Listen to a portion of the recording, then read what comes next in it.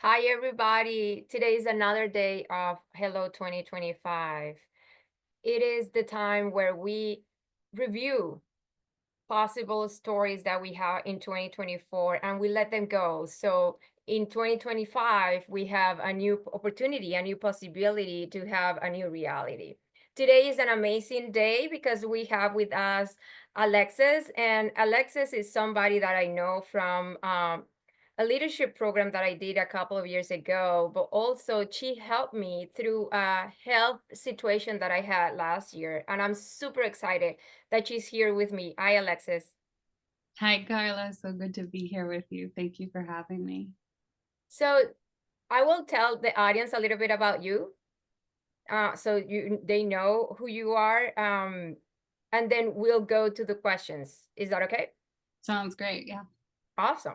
So Alexis is a visionary warrior of truth, transformational leadership coach, holistic health consultant, consciousness healer, and seer-oracle-priestess with an over a decade of experience facilitating spiritually expanding, mentally clarifying, emotionally fulfilling, and physical healing spaces for people around the globe.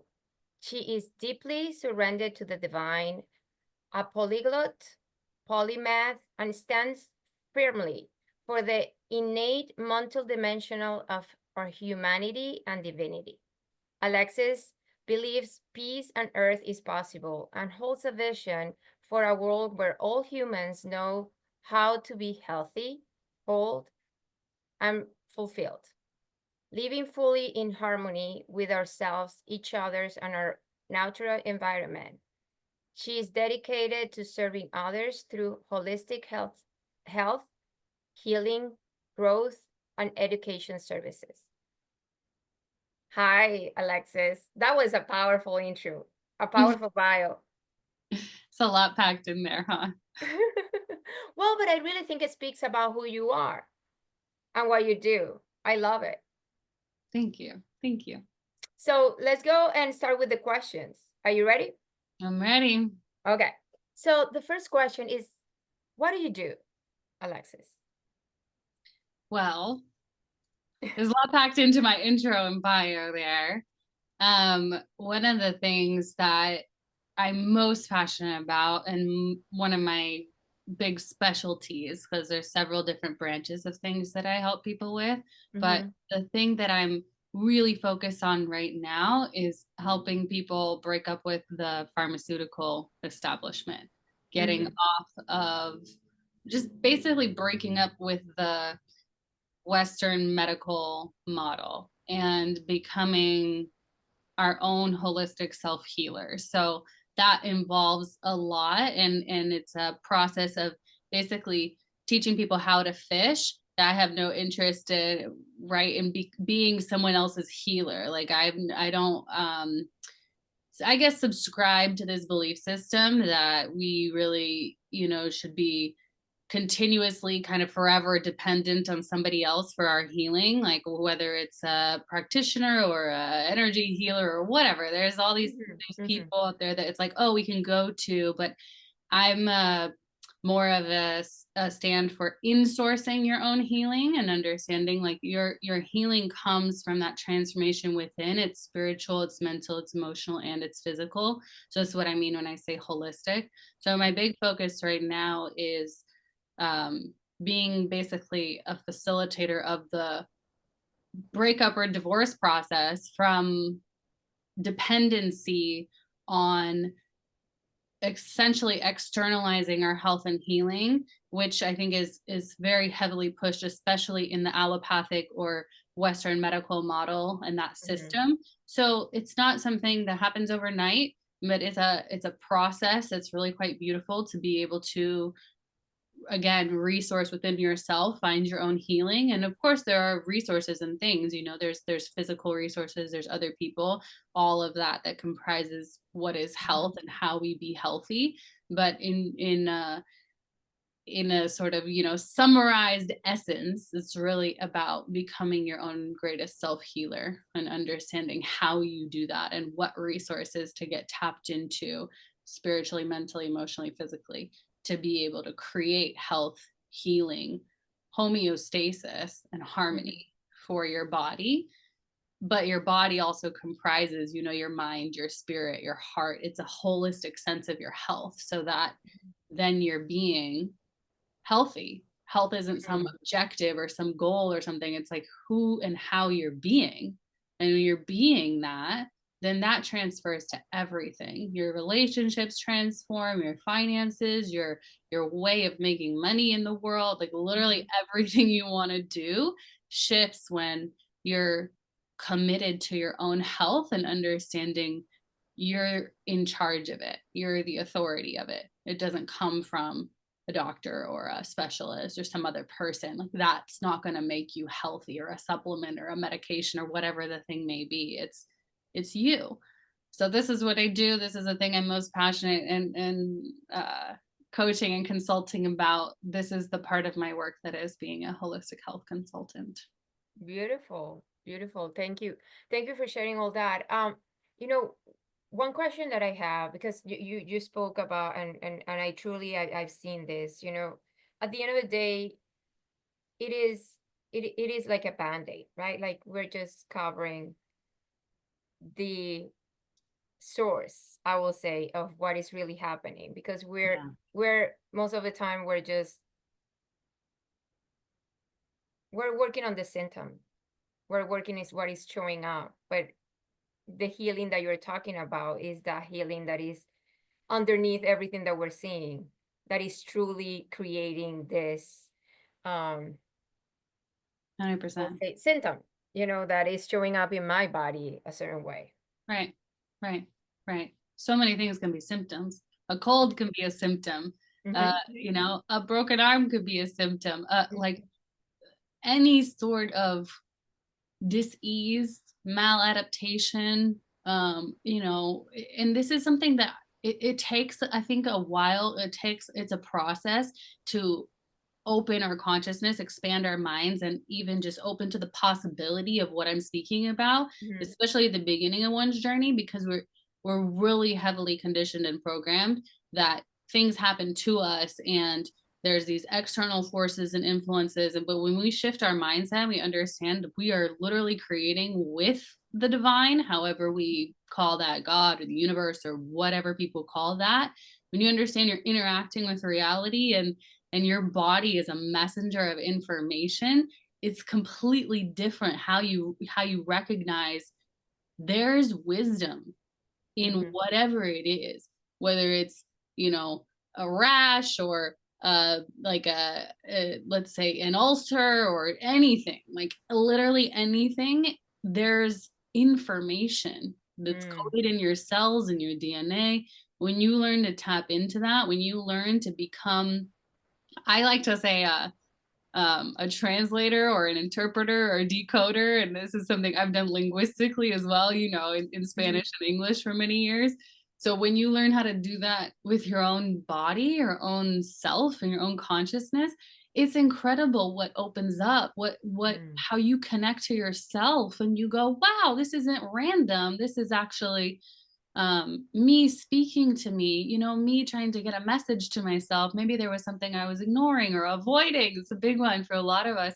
Not paying attention to, you know, sweeping under the rug or anything, right? We have all these coping mechanisms and strategies to try and keep ourselves safe, but a lot of times they're outdated conditioning and they're programs that no longer work. So getting into contact with oneself by listening to the messages that the body is giving us is profound transformation in terms of really, really reconnecting with that truth that we are we are powerful conduits of information, and we are powerful creators. We are interacting with the world. The interaction Mm. is you know, my favorite term. It's like I'm not the creator of all the things, but I am creating, I'm interacting, I'm a participant. So when I recognize that I'm operating from a state of responsibility, of participation and interaction, I realize that the things that happen in my body, with my body, are not random, and that Mm-hmm. healing is a process. And some things are longer term, some things are acute, short term, right? But it's a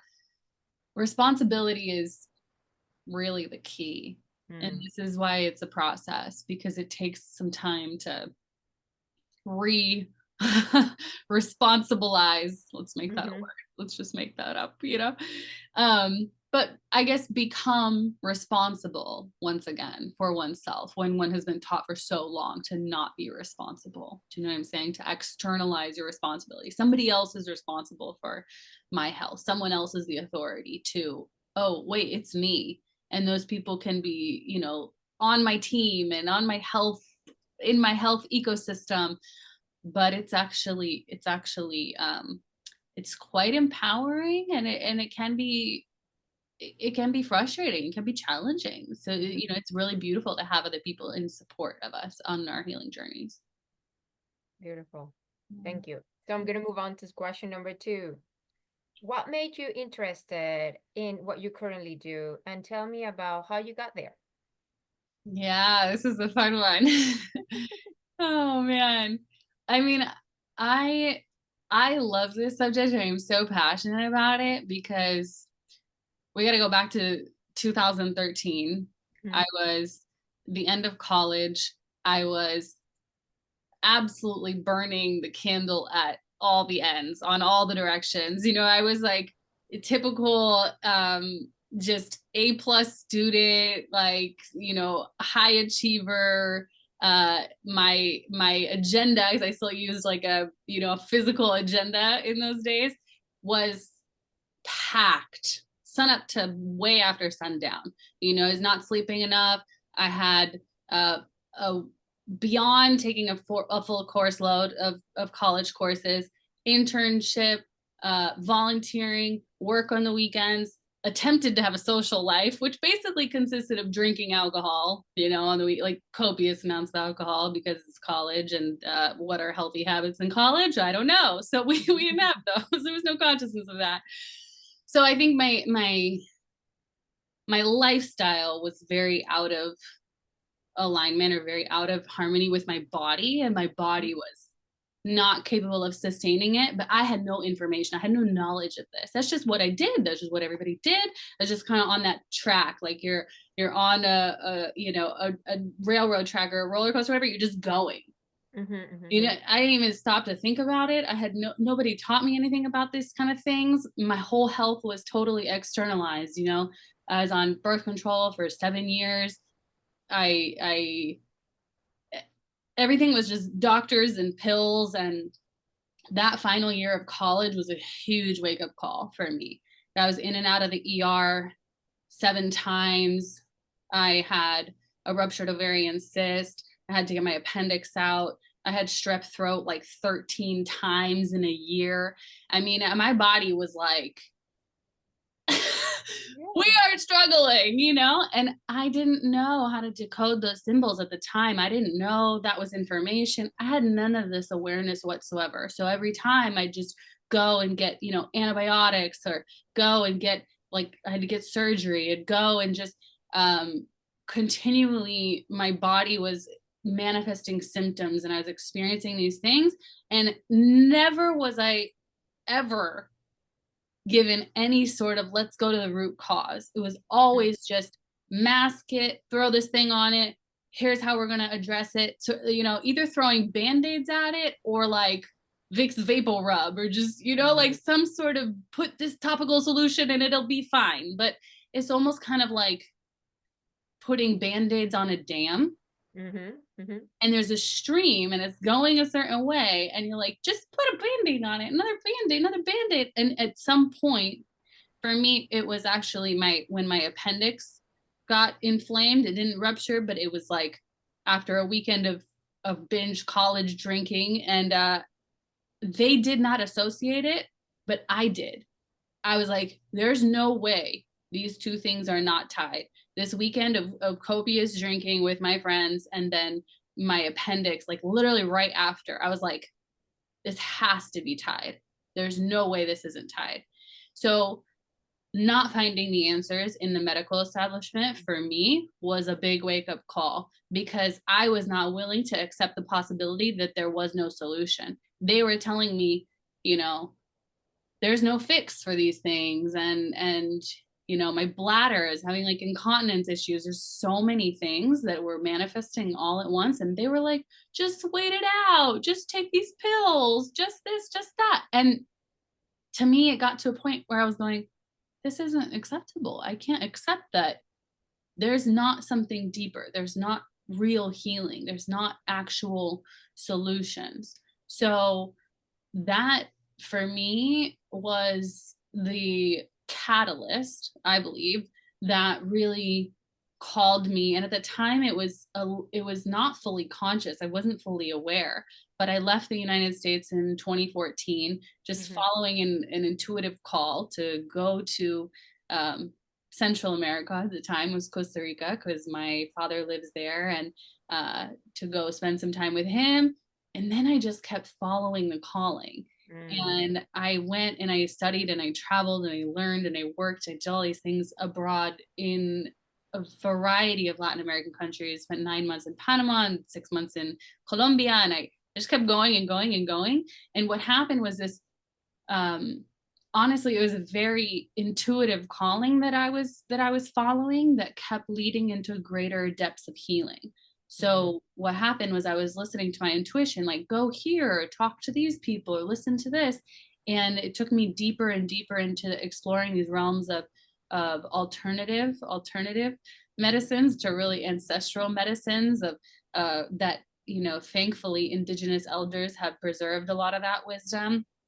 Plant medicines, healing with natural herbs, healing with your consciousness, healing with your heart, healing your nervous system, sound, frequency, all these different things. So I got introduced to just this whole different realm. And I was like, oh, wow. Well, all of a sudden, all my symptoms are starting to subside over time, and I'm no longer having these issues. And actually, I feel a lot more joy, and I feel a lot more happiness and peace, and, caring and loving and contributing and being of service, all these things. But I was no longer in this state of fight or flight, which I think was the cortisol level behind all of the things that were manifesting that year, that last year of college. That was so, I was overworking myself like to an extreme.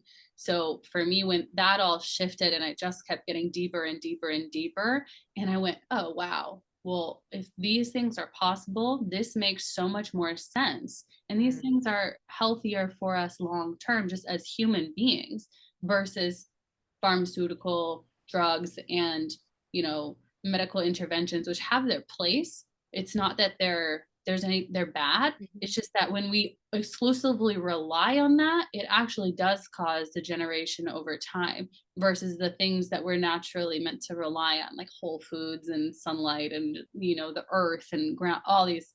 I could go on forever. But that's what got me into it. And that's what's honestly preserved me and kept me, is realizing Mm. I feel so much better when I'm naturally and comprehensively caring for me, versus just going, oh, manifestation of a symptom, quick, mask it, or, like you said, band-aid it, right? And not paying attention to the underlying things and underlying trauma and all these stuff that I then became aware of and then had to actually address. So And it's powerful because I remember when we were together and you invited me to a session with you because I had that healthcare. And during that time it was very scary because when I went online, they found a tumor in my ovary, and the tumor was big. And not only that, I had different markers that suggested certain things. And by the time I I got to talk to you, I remember they had a marker and it was really, really high. It was almost to the 700s. And we did some work together, and it was just so fantastic because by the end of that, I had my surgery. I still got my surgery. And thank God I did it, right? But by that time, what that day of the surgery, the marker dropped down to not even 200. So what I learned is that, and we know this because we have done leadership, right? It is not about the thing. even though we think it's about the thing, right? It's never about the thing, because there is somewhere deep down, there is something that is happening that is creating the thing. Yeah. And when I'm willing, that's what I learned. When I'm willing to go where it's uncomfortable, when it's not clear, because, I really think that what makes it so enticing about the health industry is that the form that they sell it. They sell it to you, right? I remember I was overweight. I already lost 120 pounds. But isn't that amazing? It's amazing. I went to because I was ready. I was ready to do the surgery. I was ready to do the bariatric surgery. And it was actually my daughter who said to me, she sat me down and said, Mom, I don't think it's gonna work. Because I don't think it's about the food. Problem is, how you think and how you react to things and all that. And this is my daughter talking to me. I know. I'm having a glitch in my screen. It's It's the my sun. favorite song. Whoa, what's happening? It's the sun. Let me just Sure. I'm gonna just lower the curtain because it's making it the matrix glitch right now. We're talking about this super important subject. So Yes. And I remember they kept saying, well, after you do the surgery, you're gonna be healthy. And I kept thinking, I mean, and it didn't work for me. I'm not saying that it was a bad thing. It didn't make sense in my head, because they were talking about healthy. But what I learned in those meetings is they were giving me a condition.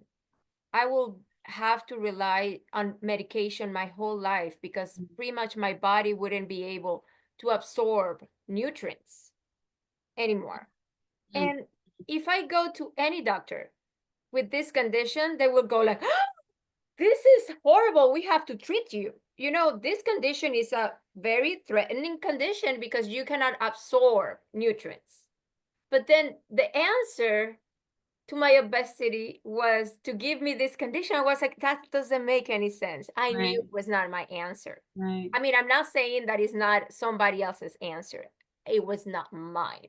Yeah. I had to exit those meetings. And what I learned is, because I found a 12-step program.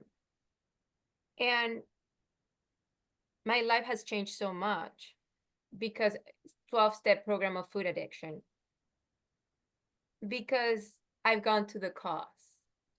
I have not, I didn't put the Band-Aid on. I was willing to go to the cause.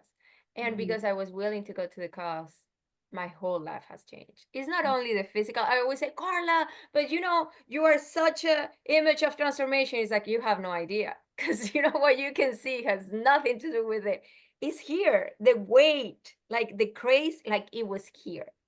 And today I feel so different. And I want to say thank you, because through my process, working with you was, a taste of what it meant to truly take care of me. I thought that loving myself was to indulge in myself. I thought that loving myself was to do the thing that I wanted, that my ego wanted to do. And what I learned is that I love myself through discipline. I love myself through sometimes what is hard to do, because it's not what I want to do. But what I have learned is that the way that I used to use logic before hurt me all the time. Because in my head, it makes total sense to eat everything I wanted, because that was loving myself. But I was hurting myself. Yeah. And today I can see that. Before, I wouldn't be able to even see it. I wouldn't be able to stop that behavior that hurt me. Yeah. Yeah. That happens so And often. We put on those blinders because we don't want to see. yes. So even when you were talking about your reality, right, of how you were going, go, go, go, go, go, and then we do the thing and we think that we're doing the right thing, because that's what we learn, you Yeah. know, that's what we have to be doing all the time. And then I think that that's loving me, because I'm giving me more opportunities. I'm giving me what I need. But in reality, again, I didn't know I was hurting myself. Mm, mm, mm. Yeah, yeah. That pattern of self-sabotage, one of the hugest breakups that we have to have, or we get to have. I think it's one of the hardest things because there's layers too. Yes. And recognizing, I honestly just had a big breakthrough around this, like a whole new layer and level for myself Mm-hmm. a couple weeks ago, because realizing in a new way and in a new level, in a new dimension of my life, there was something that I was doing where I was sacrificing my peace and joy and happiness and honestly love for myself in the, quote unquote name of making other people happy or Mm. comfortable or whatever it was, right? And that self-sacrificial game is so hurtful and harmful. And if we're hurting and harming ourselves, we by default and nature are hurting and harming others, even if it doesn't look like it. Even if it looks like maybe, oh, but if I'm people pleasing, then like they're happy. But this comes from a very wounded inner child mindset that says like, oh, well, if I make sure that mom and dad are okay, or if our guardians are, right, like, then I'll be good. But it's twisted. It's twisted logic because the child brain and mind doesn't understand that, like those are harmed and hurt adults themselves. They're not taking care of you, not because you need to do something and that you're wrong or bad or you need to change, but there's something in them that is, let's say, off, right? And it's not bad or good, it's just it's off. It's not quite how do we want to say this? I'm trying not to use the right or wrong, but Yeah, yeah. it's out of It's off. alignment with I their really think that souls. word is fine. It's off. It's off. It's out of alignment with their soul's integrity. And so when you reclaim your power and your stewardship of your own love for yourself, you recognize, oh, actually the best thing I can do for everyone around me is love me. And like you said, love and indulgence, those are different things. You could indulge in food, I could indulge in whatever, right? It could be sex or gambling or alcohol or weed, or I mean, like, we indulge in so many things and we think like, oh, this is great. It's not great. It's actually really, if those things are harming us physiologically, physically or mentally, emotionally, spiritually, then the payoff, it's like a, let me see if I don't know which direction this is going on your Zoom, if it's mirrored or Just not. go up. It's good. Essentially, well, it's like this, and then it's like that. Yes. So you'll get like some reward, and then boom, and then Yes. you'll stop getting that. It's like somebody who's addicted to like heroin or any sort of hard drug. It's easy to see because they're going and they're like, oh, this is so great, but then boom, you Yes. stop getting those rewards, and that's hard to see sometimes when it comes to the more invisible ones, like a addiction to food or an addiction to codependency, an addiction to and codependency is such a broad term too, right? Because I could be codependent in love, I could be codependent in needing approval or validation, I could be, like, there's so many branches of these things. When it's an invisible coping mechanism or strategy, something that we're doing that's, I'm actually sacrificing my soul's integrity. I'm actually sacrificing what I really stand for. That's what the beginning of my bio says. I'm a visionary warrior of truth because I'm standing in that place of knowing what's possible for humanity. And it's a battle, right? Because if I'm standing on the edge of a new possibility, there's people who are like, no, and I got to be like fending off the the attacks and in defense of what is true, which is our bodies are naturally designed to be in a state of health, in a state of homeostasis, in a state of harmony, in a state of love. We're literally made of love. Our particles are literally made of love. Our cells are love. So when we come back to that, it's, oh my gosh, it's like the most natural state of being.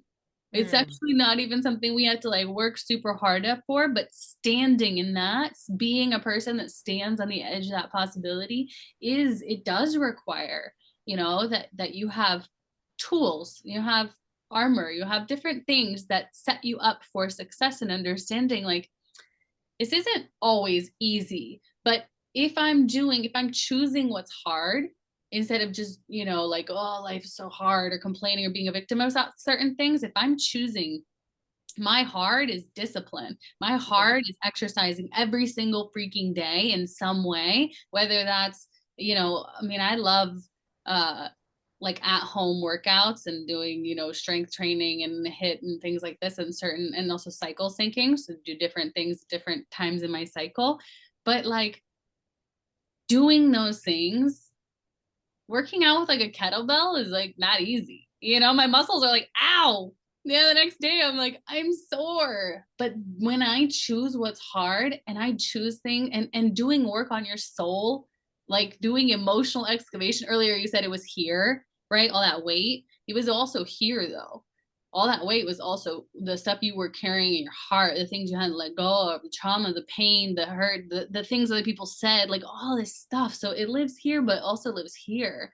And then when you're surrendering that, you're letting those things go. It's like the greatest love story of your life, and you're writing it, and it's a love letter to yourself, and it's trusting yourself and building that connection with your spirituality and the divine, that holistic integral picture of it. That thing, doing that for yourself, that's so hard because society tells you do the opposite, depend on some product or some person or makeup or pharmaceutical or whatever the thing to feel those things. When you realize it's actually who I be, and then I do these things, and then I have my result, then you're actually coming into that harmony with yourself, and that's you're much more in flow. Definitely, because I'm integrated with myself. And yes, it's just super powerful. Totally new for me. And I love amazing. So let's go and keep moving on to question number 3. it.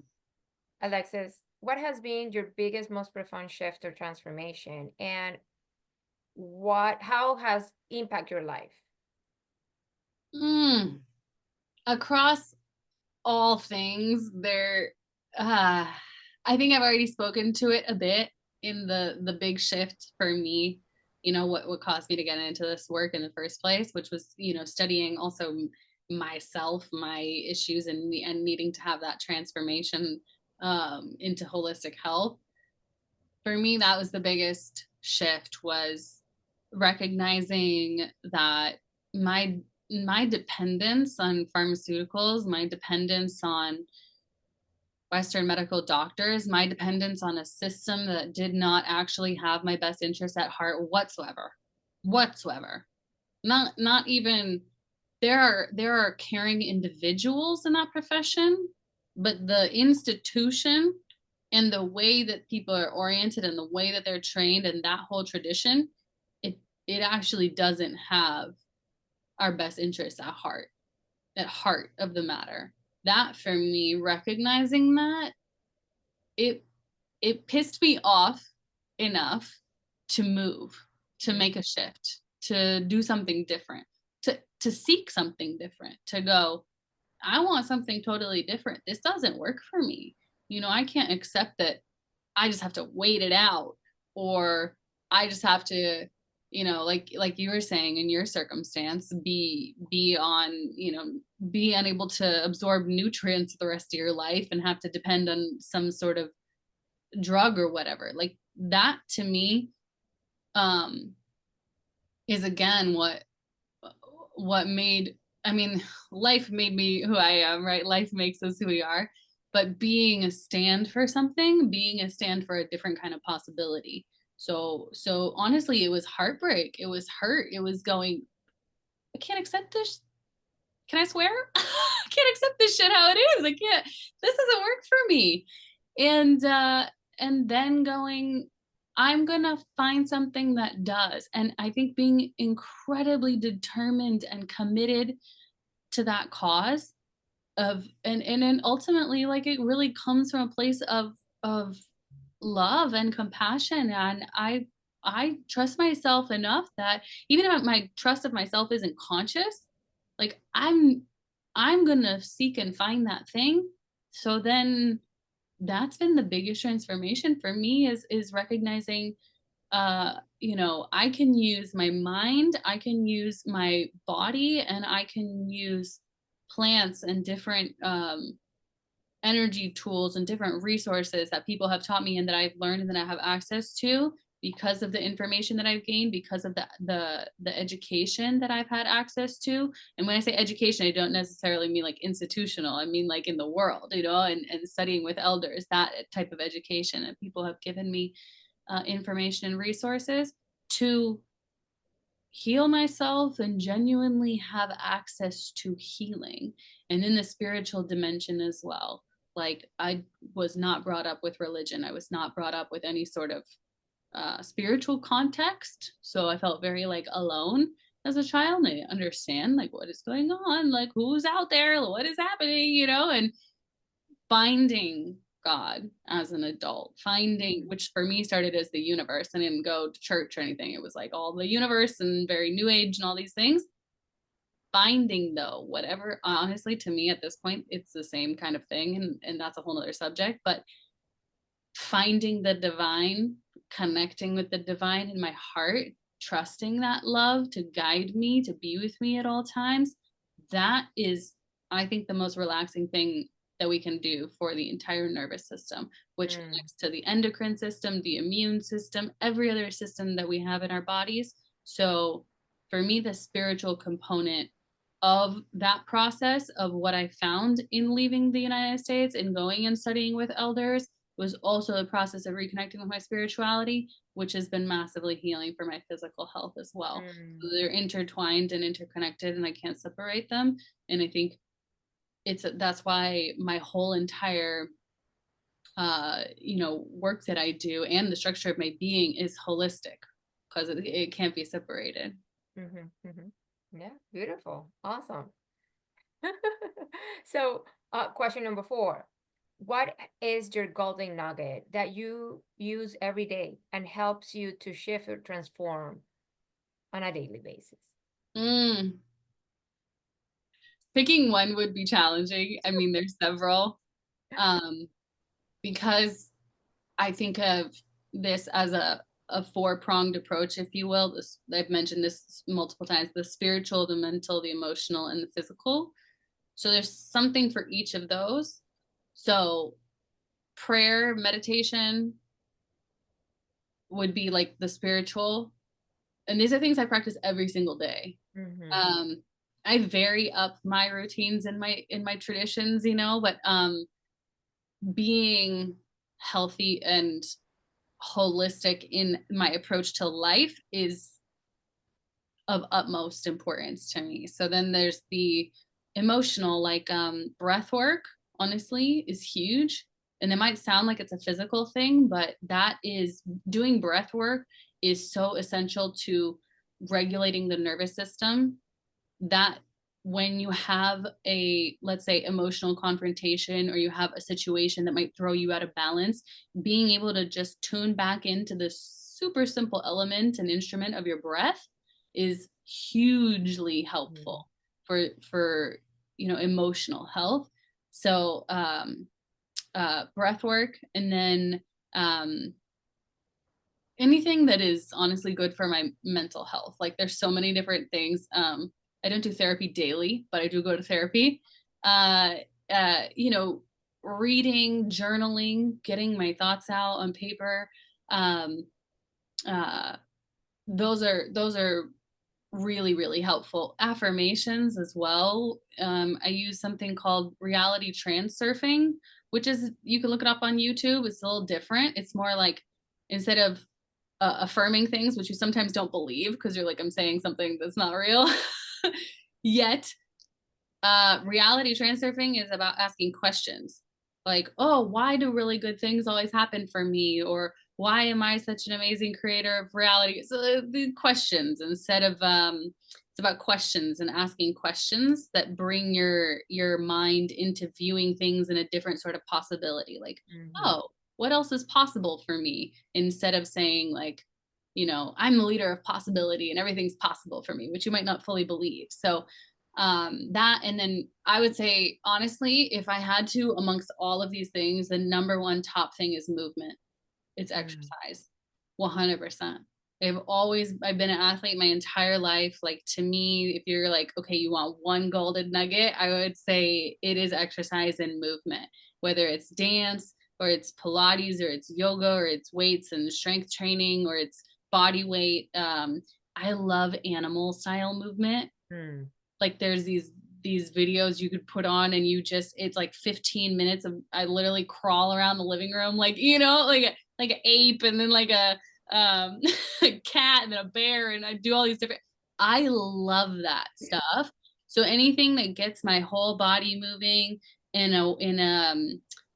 for me, I have a mobility focus. Like, I want to be 95 and like fully mobile and active, and that means training my muscles and body, not because it's about how they look, but it's about how they work, how they Mhm. function, and the ability to stretch and move and breathe and lift and carry and walk and run and jump and all these different things. So that, for me, having that longevity focus and having that mobility is, having mobility is what carries us into that longevity. So for me, I'd say, if you want me to just choose one, it would definitely be that. It would be exercise and movement. Nice. And I love it. I love it because you gave a broad variety too of what that means. I mean, it's not only one kind of exercise, but truly whatever. What I heard is whatever speaks to you, just go and do it. Yeah. Yeah. Keep And what moving. works for you holistically, Yes. comprehensively, like Yes. making sure that you're addressing all the things, because your exercise also is so good for your mental health. Mm-hmm. But if that's the only thing you're doing and you're never like addressing your core patterns and your foundational issues and trauma, like Mm-hmm. leadership, plant medicines, like there's so many different modalities that you could do. But I think continuously reminding myself, like, I'm responsible, I'm the leader of my life, like I am in charge of me here, Mm-hmm. Mm-hmm. continuous, all the practices are to be an integral, holistic, healthy human being, so I can be better for everyone around me, whether that's children, adults, coworkers, other leaders, whoever it is, literally whoever. It's like, I want to show up in the best of me. I know I'm not perfect. We're never going to be perfect. No one's ever going to be just like, I'm healed and holy and like, I mean, maybe like the Dalai Lama or someone like that is like great for them. But most of us, like, you know, that's not exactly the case. So just being committed to that path, being devoted to that path of being the best version of yourself. And then all these tools and things are like, how do you become that person? And then you're living your life from a beingness, from a state Mm. of being. Beautiful. Well, thank you, Alexis. Thank you for all the wisdom that you have shared here today and every single nugget that you have given us. Now, tell the audience, where can they find you? Yeah, you can find me on Instagram at the Jaguar Priestess. Mm-hmm. And I have a podcast, the Consciousness Healing Podcast. It's on all major platforms. You find it on Apple Music, Spotify, all places. Apple Podcasts, that is. And yeah, reach out. Love to hear from any of you that watch this episode. Thank you so much, Carla, for having me. I'm so grateful to be here and to have been a part of your journey. It's an honor, and I love to see your transformation and how it comes through you, how you be. It's Thank amazing. you. Thank you. Thank you. And for everybody back at home or wherever you are that you're watching us, just thank you for tuning in and see you tomorrow with another speaker and another golden nugget. Bye bye, everybody.